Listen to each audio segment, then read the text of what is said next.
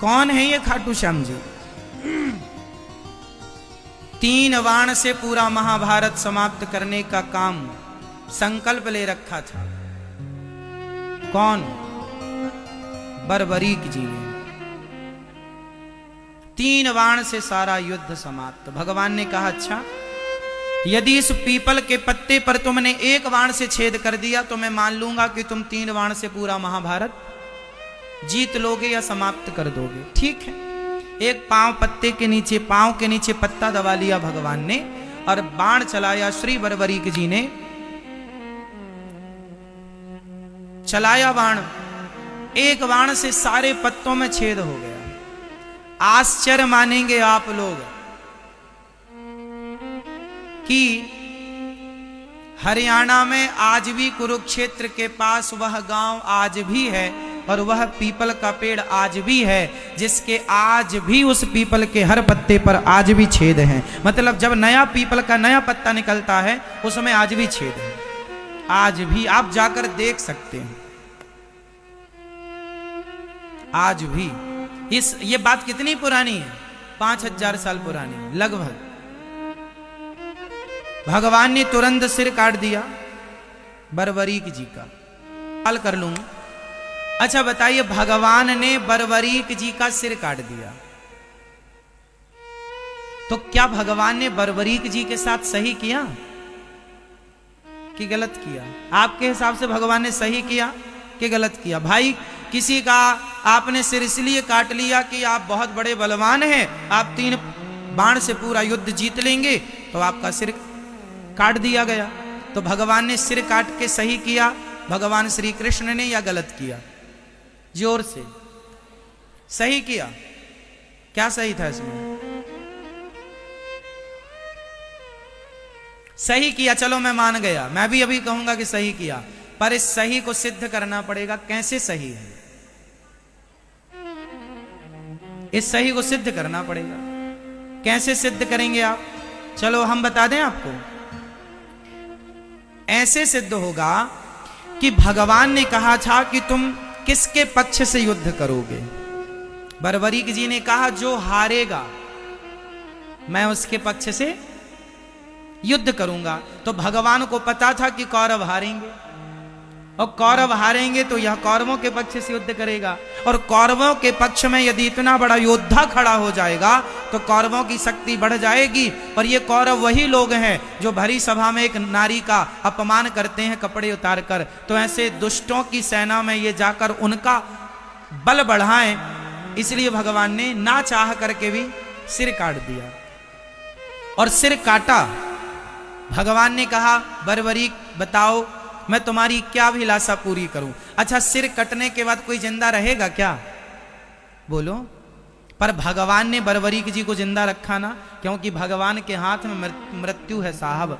भगवान मरे को जिंदा कर सकते हैं। बताइए भगवान श्री कृष्ण ने किस मरे आदमी को जिंदा किया था? बताओ आप।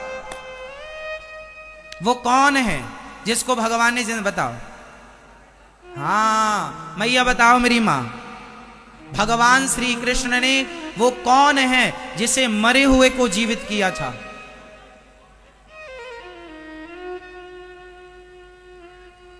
चलो भैया बताओ। नहीं, अभिमन्यु को नहीं जिंदा किया था, उनके पुत्र परीक्षित को। हाँ ये ठीक है आपकी बात, गर्भ में रक्षा की थी भगवान ने। पर एक और ज्वलंत बात, गुरु जी का पुत्र सांदीपनी उज्जैन में रहते थे। गुरु जी सांदीपनी जी उज्जैन में रहते थे, जहां भगवान श्री कृष्ण पढ़ने गए और 64 दिन में 64 कलाएं सीखी। जहां पर सुदामा जी से भगवान की मित्रता हुई, वहां पर जब पढ़कर भगवान आने लगे तो भगवान ने गुरु जी से कहा, गुरु जी मैं आपको दक्षिणा में क्या दूं? तो गुरु जी ने कहा कि अपनी मां से पूछ लो। तो गुरु माता से पूछने गए, गुरु माता जी आप बताओ क्या चाहिए? गुरु जी तो कुछ कह नहीं रहे हैं। तो गुरु माता ने कहा, कन्हैया तुम हमें छोड़कर ना जाओ, यही हमारी गुरु दक्षिणा है। भगवान ने कहा, मां मुझे तो जाना पड़ेगा, कुछ और मांग लो। तो फिर एक काम करो, मेरा बेटा था वो मर गया था, कई साल पहले मर गया था, उसकी बॉडी भी खत्म हो चुकी थी, हड्डियों का भी पता नहीं था, हमें जिंदा करके दो। अब भगवान हो, अब भगवान तो भगवान है, ठीक है चले यमराज के पास, चलो हमारे गुरुजी के बेटा को लाओ। महाराज बेटा की आत्मा तो है, सूक्ष्म शरीर तो है, शरीर का आता पता नहीं है। भगवान बोले शरीर हम बनाएंगे, लाओ। शरीर आत्मा ली, सूक्ष्म शरीर लिया, और भगवान है वो साहब, भगवान है जो एक उंगली से पहाड़ उठाने की ताकत। उन्हें सामान्य पुरुष ना कहा करो, सामान्य इंसान सामान्य पुरुष मानना भी अपराध है। गुरु जी के मरे हुए पुत्र को शरीर बनाया भगवान ने अपने बल से, और आत्मा डाल दी, जिंदा करके दिया था गुरु जी का बेटा। ऐसे भगवान है, जो भगवान गुरु पुत्र को जीवित कर सकते हैं, वो बरबरीक जी के कटे हुए सिर को बचाए रखें, इसमें कोई आश्चर्य नहीं।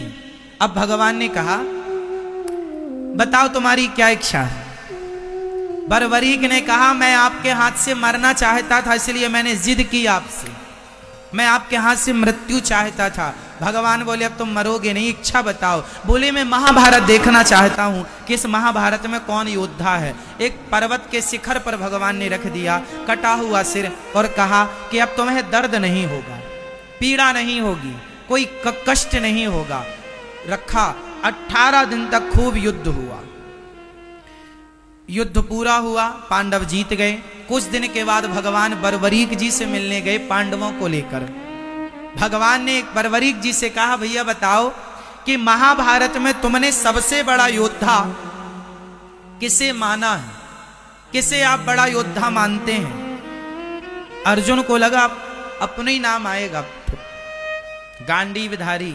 भीम भैया बोले हमारा गदा काम कर गया है।